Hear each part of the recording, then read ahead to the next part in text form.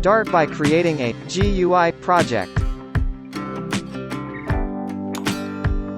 Include Qmessagebox and QpushButton libraries into your project.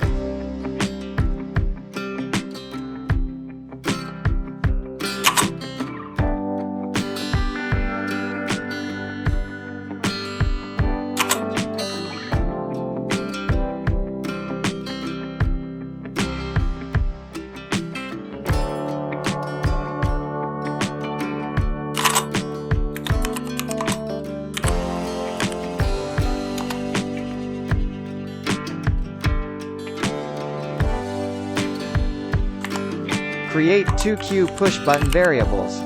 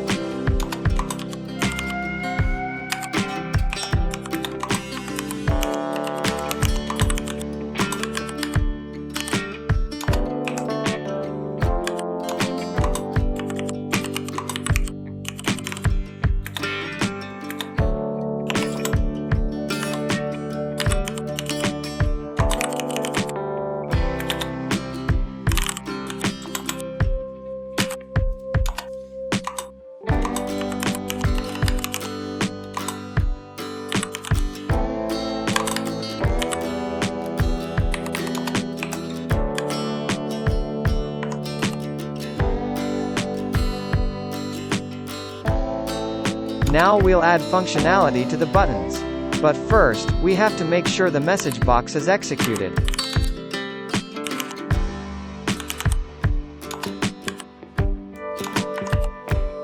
Run the program to see if it works.